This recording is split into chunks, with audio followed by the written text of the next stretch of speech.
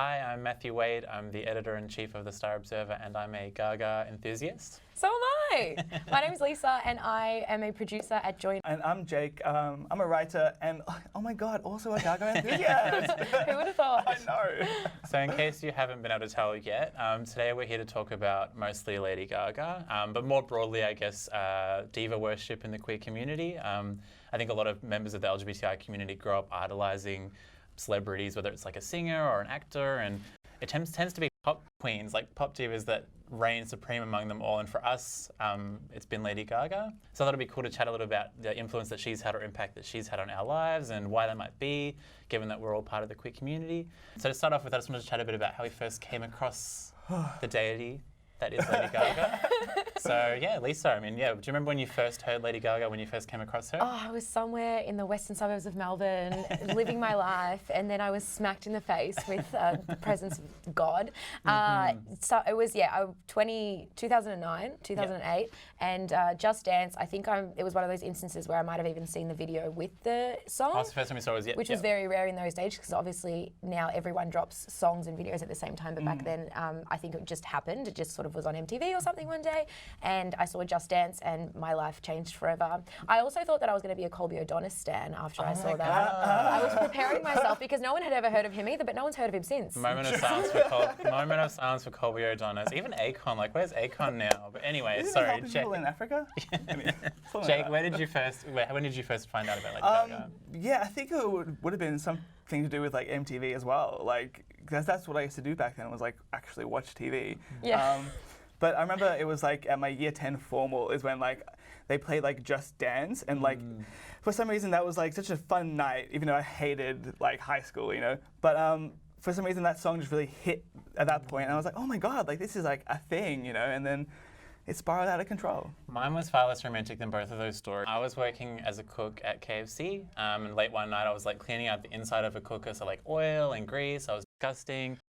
But we listened to the radio late at night, like love song dedications and stuff like that. But one night, Lady Gaga, that song came on, Just Dance, and I just remember thinking, what is this? It's so good, it's so fun. And for me, I guess up until that point, there hadn't really been, in those years beforehand, like a really major like pop artist that I immediately was drawn to. So to hear that, I was like, who is this? Like, I need to find out more. Was it similar for you guys? Like when you first heard it and you started to get into her, was it pretty instant that you were like, oh, I love this person, or was it gradual? No, mine was 100% instant, because the thing is with Britney is that she was my Gaga before Gaga, but I was an actual child. So I was like 5, 6 years old. So I was experiencing her and I loved her and I was obsessed with her, but had no consciousness of it really. I was just sort of like doing what I liked. But yeah, with Gaga, it was like, oh my goodness, I understand music now, I understand everything. Like, yeah, it was just straight away, who is this queen? And, you know, just walking around doing these ones all the time. Yeah. Oh, it was fabulous. What about her do you think it was that drew you to her at the start?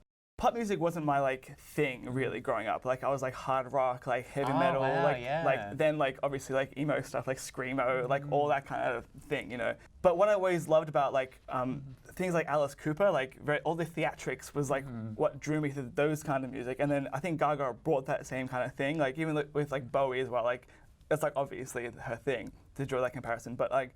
Yeah, no, it was just her theatrics and her energy, and yeah, it was just beautiful. I loved it. I was a theatrical queer kid, like plays and stuff like that, and so I guess similarly for me, like seeing her like just wear these outlandish outfits, and so it was more than just an amazing song or an amazing music video. It was just the performance of it all. Yeah, like, it was totally. Similarly for me, it was a whole package. It wasn't just one thing about her. We would have been in high school around the same time, right? Yeah. Was it something that you found that like everyone else in your school was also on board, or was it an idolization that you had to yourself? She was widely appreciated among my friends. Mind you, they were very straight friends at the time. So they didn't fully understand the gravitas. Yeah. Much like I didn't fully understand myself at the time either. But they liked her. But I remember this one friend that I had was she sort of out of nowhere turned into this warrior of like social justice at a very young age. And we're still on MySpace and MSN at this point. And she just was like, wish I could shut my Playboy mouth. Oh, what a disgusting lyric. And I turned around and I was like, you don't understand. We were in the woodwork room and I will never forget it. Oh my God. Yeah, so basically, it was for me after that. At that point on, I was like, you know what, none of you deserve. All my friends were quite like alternative, goth, whatever you want to call it. So like they didn't really get it. There was one boy who I used to make out with in high school, and he liked her too. Like he came. What's that line? Like purple teardrops I cry. Like he came. Yeah. It was like he was in year 12, and they had like the muck-up day, and he came dressed as Gaga and had like purple teardrops like on his face, and I was like, oh my god, I feel accepted because you like him. Like very like. Yeah. I love That's nice. My school was like a country school, so like I think people probably liked the music that she was bringing out, but they didn't have like that deep appreciation. Yeah. And I almost wonder if that plays a role in why a lot of maybe queer people got into her, because she was an outsider in a way. Even though like her music was popular, like she's still like, people might just generally like her music, but to actually really appreciate her as an artist, you have to have some level of like recognition in yourself. Do you know what I'm trying to say? It's the performance and the theatrics that comes with it, because it's one thing to hear Gaga on the radio and be like, this is a great pop song, and it's another to witness just the performance throughout the videos and the awards shows and all that stuff. That was when people started going, oh no, I don't know how I feel about this paparazzi performance hanging from the ceiling at the VMAs and wearing the meat dress and all that kind of stuff. So yeah, it was one thing. I think people do really appreciate her sound, but as an all-encompassing performer, I'm still not sure. The jury's still out on whether the mainstream have actually fully embraced her. Well, earlier on when you were younger, before pre-Gaga, I can't even imagine what that time was like. I don't even want to think about it. Yeah. I blacked it out from memory. You mentioned obviously earlier Britney and like some of those other earlier artists that also were pop divas. Were you aware at that time when you're listening to them, I mean, you would have been probably pretty young, but that they had large like queer followings? Or was that something you just thought, oh no, they're just pun pop? Like, does that make sense? Like, yeah. I mean, I don't know. It was a weird one. Like I always knew that Kylie was like for the gays, and like Cher. and Cher, but like I never really like understood that they were just for the gays. Like that's what it was. You know, it wasn't really anything like historically behind it or anything like that. You know, like and with Britney and stuff, I think that because Kylie and Cher and all that we got from our parents, so we knew that they were queer-centric from our parents. Yeah. But with Britney and stuff, there wasn't that dialogue because there was a difference of generation. So I had no idea. I was just like, Britney's for me, bitch. It's true though, like I loved pop music forever, but I guess even when I started to really love Lady Gaga, I didn't recognize why I loved her so much, perhaps until a bit later. Like I knew obviously it was because she was theatrical and amazing, but I don't know if I necessarily understood the deeper meanings until a bit later on in high school when I started to discover myself in a way. Totally. And that's what I wanted to talk about a little bit as well. I mean, obviously we're talking about pop divas and I guess their impact on a lot of people in the queer community, because I think, you know, regardless of what community you're from, everyone looks up to someone, right? Like, you know, you have your heroes, whether it's in sport or music or film or television, but there's something about these kind of pop queens or pop divas that tend to really resonate amongst queer people. And for Lady Gaga, yeah, that was definitely the case for me. I mean, as I started to kind of realize that I was same-sex attracted and queer and felt very isolated, there was something about her being this misfit or outcast, like I mentioned earlier, that I resonated with. Were both of you aware that you were queer when you started to get into her? Or was that like was that after you'd already started to get into her? Oh no,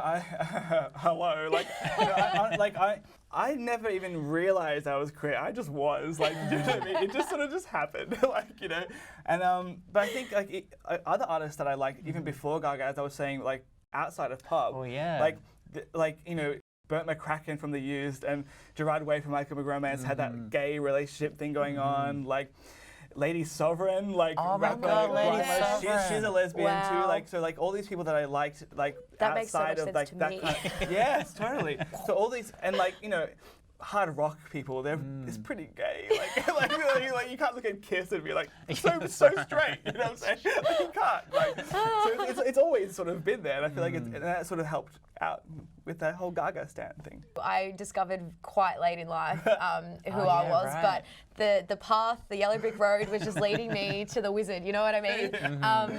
It's just been completely, my interests my whole life have been gay-centric or queer-centric stuff, and I was always just like, you know, I was one of the gays, like, without being one, like, that was my whole experience. So I think that, like, yeah, Gaga could. I don't think she was instrumental in me finding myself in any way. But when I hear things about Lady Sovereign being a lesbian, I'm like, wow, I used to love Lady Sovereign. I bought her album. I mean, I actually remember Lady Sovereign. Like, where did she go? Because she was great. She's on Instagram right now, and she gets high in parks with stray animals. So she's living her best life. It's very fun. I very much enjoy it. The school that I went to was quite homogenous. Like, it was very white and very straight and very conservative in a way. I didn't find myself resonating or relating to the guys at my school. So for me, I guess, not only just Lady Gaga, but seeing like kind of, well, like her, these powerful women, like musicians, actresses or whatever.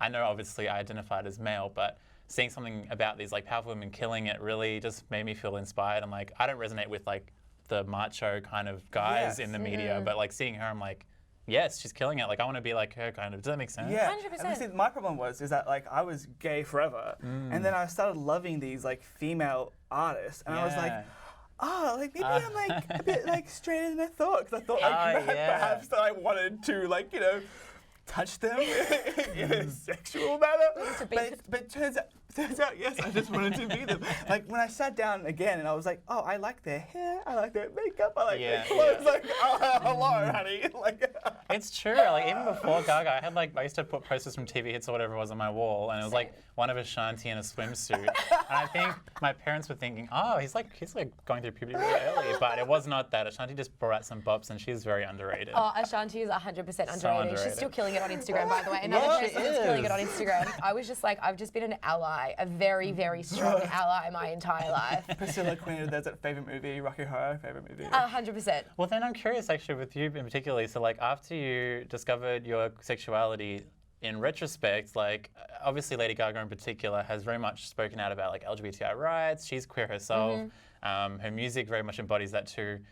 Looking back, does it make you think differently about how much you were into it, like or are into it? Like that has like even if it kind of was subtle, did it play a role in a way? Oh, totally. That was actually the one thing that I know that I took away from her when I was straight was her allyship and her work in the community and just her being a voice for people, because I looked at that and I was like, wow, I want to do the same thing. Like, why am I not using my voice to stand up for my friends and stuff like that? So I was always very fiercely into, her social work. What's the word for Activism. it? Activism. Social activism. Yeah. Were you out in high school? Can I ask? Yeah. Okay, so like, because I guess for me in high school, like I wasn't. Oh, right. Even though I listened to Lady Gaga religiously, I felt that almost by listening to her, it would out myself. All these like really blokey straight guys are going to be like, oh, he's listening to Lady Gaga, like whatever. Oh, that's so sad. So I listened to it mostly just by myself. It was like a me thing. It was like for me and Lady Gaga. It wasn't like a thing on That's so sweet though. I'm glad she was there for you. Well, that's the thing. That's what I very much was like that. And I actually remember I used to have one of my old phones. I had secretly like Lady Gaga, Jessica Simpson, Ashanti, that kind of stuff on my phone, right? And in one class, I don't know how it happened, but I was sitting in my classroom and all of a sudden I heard the opening bars of A Public Affair from Jessica Simpson across the room. And I was like, oh, who else is listening to this bop? And then I look over and so one of the popular kids had taken my phone and were playing it out loud to make fun of me. But you know what? Can I just say, sorry, the reason I'm bringing this up is because it didn't actually bother me that much, because I knew that like, even with those people aside, like that music really connected. Like it really like actually made me feel comfortable in myself separately from. Totally. That's so beautiful. Yeah. It is. Sorry to be all traumatic. No, but like that was, no, I love that. Like, Jessica Simpson did that for you too. Like, bless her, she hasn't done much else. Oh no, I feel like this is like a half shady show about like, oh yeah, where are they now? Like, what are they doing?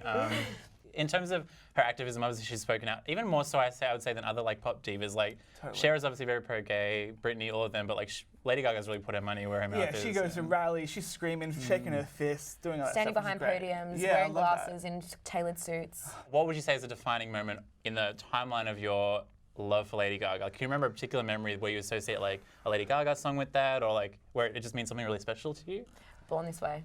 Ah, yeah, of course. Oh my goodness, that was when I started. That was 2011 when I started to admit to myself, like, oh crap, like literally sobbing, hearing the lyrics to this song, like, I was born this way, and just like on the whole video and everything as well, just made me cry because she was amazing. I love that video. But yeah, that song is 100%. It's such a pivotal, and it's so pivotal for her career, but so pivotal for my personal journey, I guess, as well. Yeah, it was very, very special when that song came out. And yourself, Jake? A special moment. See, it's very hard to pick one. I Yeah, feel like yeah. every time I listen to Gaga, it's a special moment. Like, you know, I don't know. Like, she's, because I've loved her for so long now, it's been like, what, 10 years? Like, Yeah. she's so ingrained in my life that like, she's just always sort of there. So it's just, like, I can't even remember like how it even became to be, because like, she's just She just there. is. Yeah. Omnipresent. She's always ready. Yeah, Exactly. What's yours? I think for me, like in the lead up to the Born This Way release, like the album, I think we've spoken about this like previously, but like I have never been more excited for the release of an album than I was for Born This Way. And like during that time, the months leading up to it, like I was just so excited. And to me, I was out at that stage, but it just meant so much to me because I was like, I'm in love with this artist. Everything she brings out is amazing, and I'm so excited.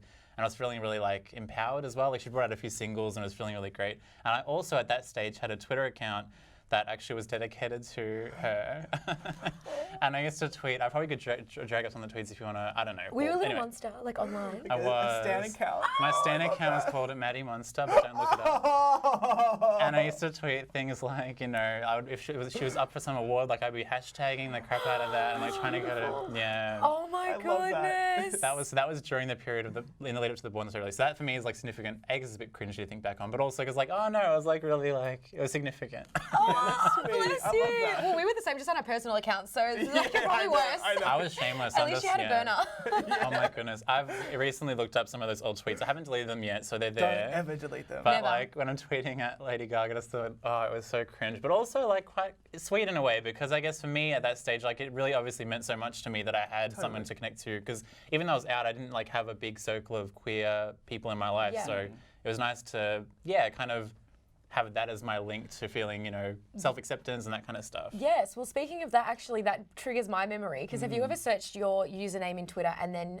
like a word or something? To see if you've written to see if you've written something. So mine was Demi Lovato. Yeah. And this was actually so, because Demi like came out as bi and like all these things. And so I was like going through it with her, like 2011, 2012. And there's just all these tweets of me just saying like, I love you so much, Demi. Like, you're so beautiful. That was what I was like. I was very, But like the most sincere, cringy, like, I will dedicate my life to you, Demi. Like, Well, actually, speaking of Demi, that's what I was going to ask about. So we mentioned, obviously, we kind of name dropped Brittany and like Lady Sovereign as well, which thank you for reigniting that. There you go, man. But like over the decades in the past, aside from Lady Gaga, who have been some of the other kind of key queer icons, like divas, like people that, you know, who would you consider to be up there? Like Cher, obviously. Like who else would you maybe? Well, yeah, Kylie, Cher, like the people that I tend to gravitate towards the people that are more for us, our generation. Yeah. So like Gaga and like for me another one is like Kesha too. Like Oh, Kesha's yeah. always been like she's like she will wear Always. this rainbow everywhere she goes. Yeah, like, that's you know, true. Names her album Rainbow. Like Yeah. it does it all. Like you know, yeah, definitely. I think, yeah, recently as well, even people like Harry Styles is one. Ah, He's like, I right. mean, he's just doing his thing, but he like wears the rainbow flag everywhere yeah. as well. Oh, yeah. Like he's fabulous. A name drop for him. Someone that's not a diva at all, but who was always been there for, or not always, was there for me in the start, Tila Tequila. Oh my goodness, Ah. Tila Tequila, who's now very problematic. Extremely problematic. Wow, but she yeah. had a Says a couple of lot. great songs online back in the day. Back when she had her MTV career, Yeah. was she actually seminal like when you were in terms of your own sexuality? Like would you? Yeah, Wow, totally. yeah. 100%. I was obsessed with her. I think my sister, who's queer as well, watched that show, like A Shot at Love. Just in case anyone doesn't know, Tila Tequila was the host of a show called A Shot at Love with Tila Tequila, which was a bisexual dating show, which was quite cool. Like The Bachelor. Like The Bachelor, So but she could choose between men and women. However, since then, she's now become... We don't talk about her. We don't talk about her. She's become very problematic. But that's... I mean, in a way, like, even for that moment in time, like, Yeah. that's quite cool. What about yours?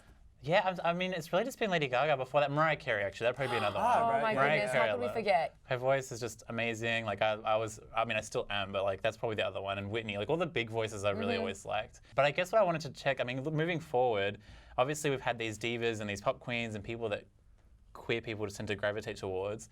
But that was also during times when there wasn't much representation, like in music and on television, Totally. queer representation. Yeah. Even when Lady Gaga came out, like there weren't like queers everywhere in the music industry or whatever. So now that we're seeing that happen more, like there are more openly queer people, musicians, television actors or film stars, do you think that that kind of diva worship will still exist going forward? We have like the Troye Sivans and stuff. Do we still Yeah. need like our pop divas, or do we have to people speak that are for like, us? I mean, I think the diva worship thing will, I guess, always be there. It will always be we there. just love the theatrics, the power frocks, of- the yeah. looks, like Yeah. and like it's an empowering thing for sure. Like you know, but I definitely feel like now with like the Troye Sivans and whoever you're more into those people. Billie but, like, Eilish. Yeah, or like yeah. all the new people. I don't know. Like, but like I think like deserve more of a space actually for like in terms of our enjoyment of them. You know what I mean? I feel like we shouldn't always just be looking at these like straight people, even though like Gaga isn't straight. So like.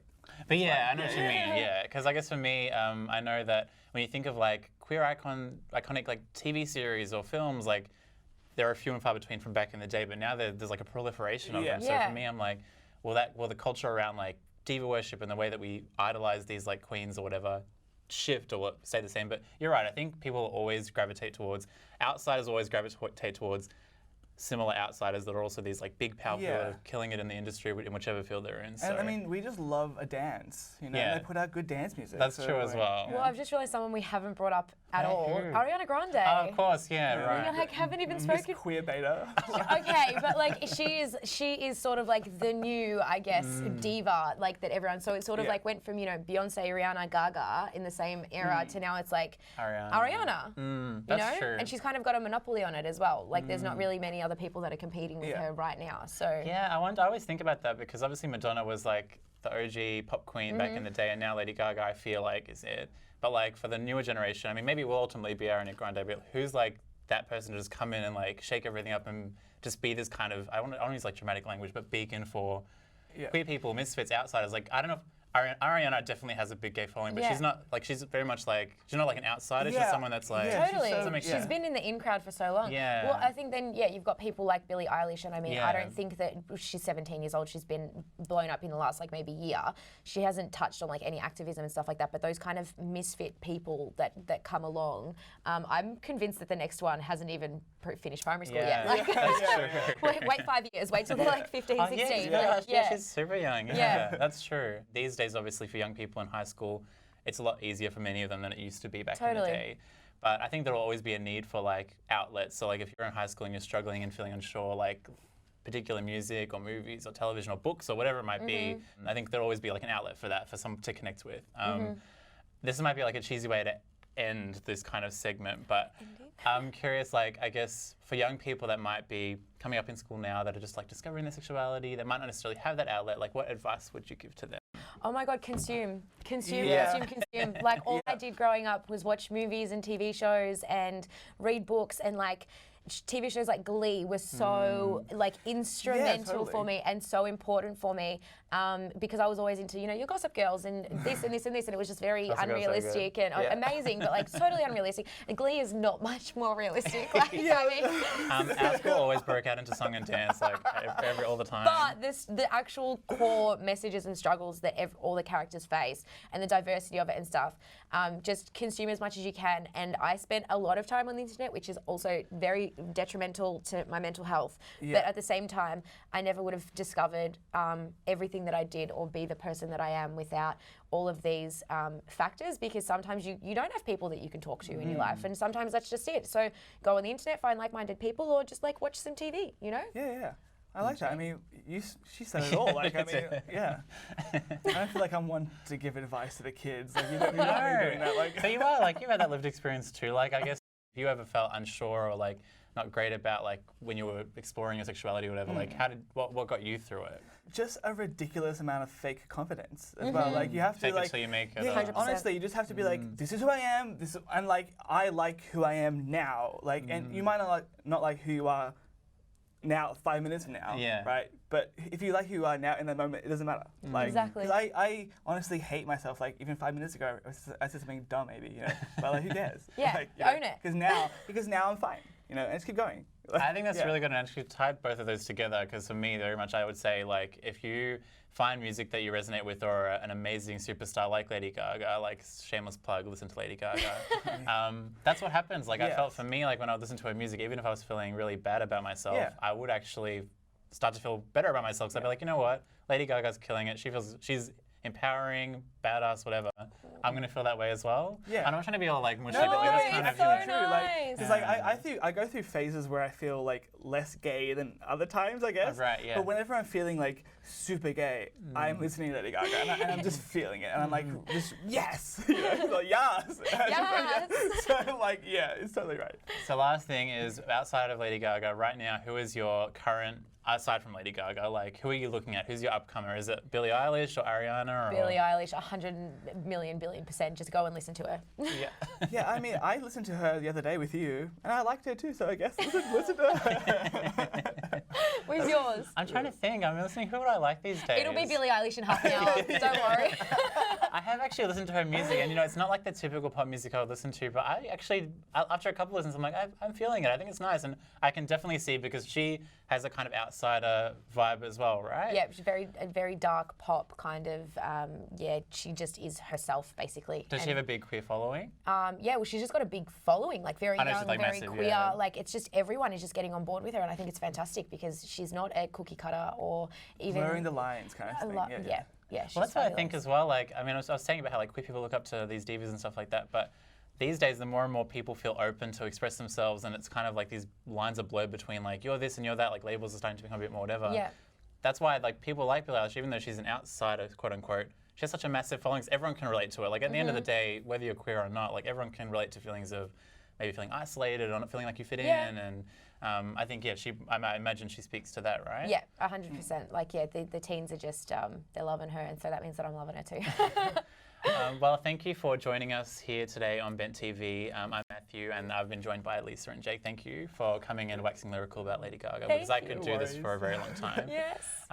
So, yeah, thank you for joining us. Tune in next time.